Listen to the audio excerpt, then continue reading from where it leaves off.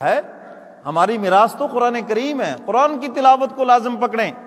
رات کو سوتے ہوئے حدیث مبارکہ میں آتا ہے عشاء کی نماز کے بعد جو سورہ ملک کی تلاوت کر لے اللہ ایسے بندے کا عذاب قبر معاف فرما دیتے ہیں. جی حافظ قرآن کا عذاب قبر معاف ہے, عالم دین کا عذاب قبر معاف ہے, جو حج عمرے کے لیے جائے اس کا عذاب قبر معاف ہے, اور اسی طرح جو رمضان کے مہینے میں فوت ہو جائے اس کا عذاب قبر معاف ہے. یہ ساری احادیث مبارکہ کا خلاصہ آپ کے سامنے رکھ رہا ہوں, مفہوم عرض کر رہا ہوں. اور اسی طرح فرمایا جو جمعے کی رات کو فوت ہو جائے, جمعہ کے دن فوت ہو جائے, اس کا بھی عذاب قبر معاف ہے.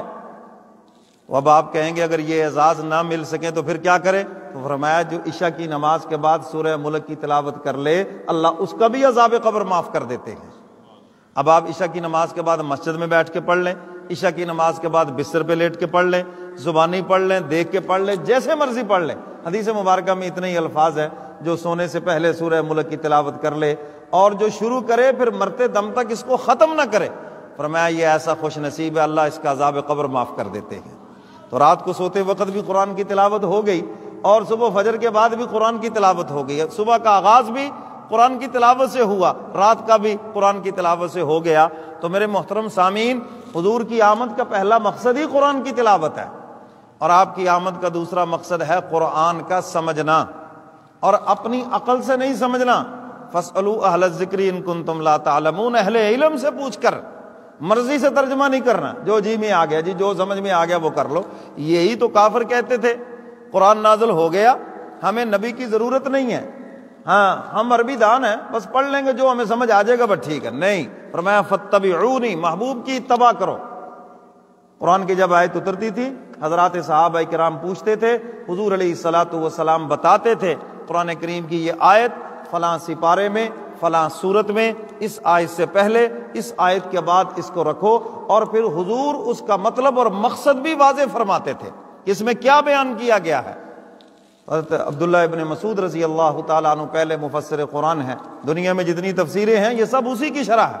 اگر کوئی تفسیر اس کے خلاف ہوگی تو ہم بالکل اس کو نہیں مانیں گے. سمجھ گئے بات کہ نہیں؟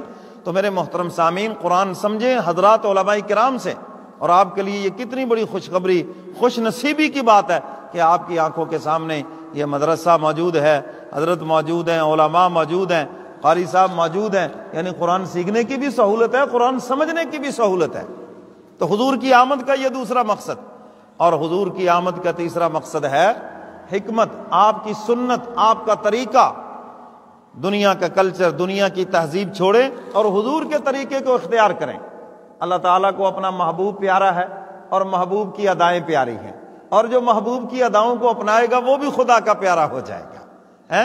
اللہ تعالیٰ کو اپنا محبوب پیارا ہے, اور کتنا پیارا ہے. محبوب مکے میں ہے, قرآن مکے میں نازل ہو رہا ہے, صورت مکی ہو گئی.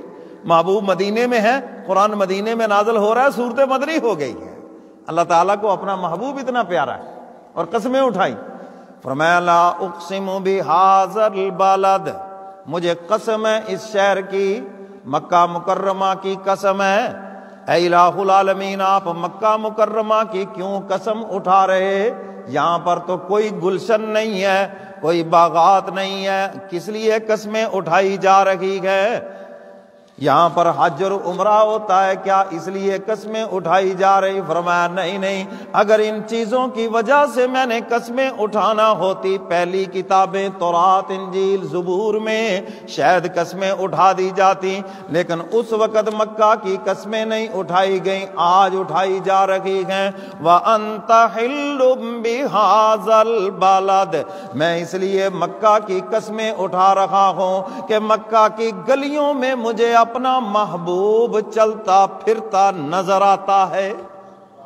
اللہ کو اپنا محبوب اتنا پیارا ہے. وَأَنْتَ حِلٌّ بِهَذَا الْبَلَدِ, میرے محبوب آپ چلتے پھرتے نظر آ رہے, اس لیے میں مکہ کی قسمیں اٹھا رہا ہوں.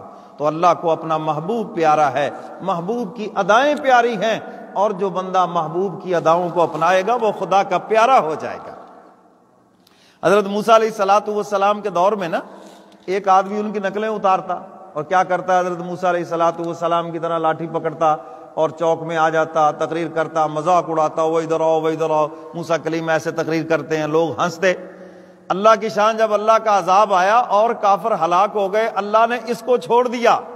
موسیٰ علیہ الصلوۃ والسلام نے عرض کیا مولا یہ بدبخت جو مجھے اتنی تکلیف پہنچاتا ہے، کمبخت میری نقلیں اتارتا ہے، میرا مذاق اڑاتا ہے، آپ نے اس کو چھوڑ دیا؟ حق تعالیٰ نے بذریعہ وحی بتایا ہاں موسیٰ کلیم آپ کے رنگ میں دیکھ کے چھوڑ دیا ہے۔ ارے جو جھوٹی بھی نقل اتارے اللہ تو اس پہ مہربان ہو گئے، اور جو نبی کی سچی نقل اتارے گا اللہ اس پہ کتنے مہربان ہو جائیں گے، کتنے مہربان۔ اور ویسے بھی اس بات کو ذرا اور آسان کر کے سمجھاؤں، نقلیں مارنے والے پاس تو ہو ہی جاتے ہیں اسکول میں، یونیورسٹی میں، پکڑے نہ جائے، اور کبھی کبھی بوٹی مافیا ایسا چھا جاتا ہے یہ جو زیادہ پڑھنے والے پیچھے رہ جاتے ہیں وہ بوٹی لگانے والے آگے نکل جاتے ہیں۔ تو بھائی یہ جو نقل ہے چہرے پہ داڑھی رکھنا، یہ حضور کی نقل ہے۔ خواجہ عزیز الحسن مجذوب رحمۃ اللہ علیہ نے اپنی داڑھی پکڑ کے ہی تو کہا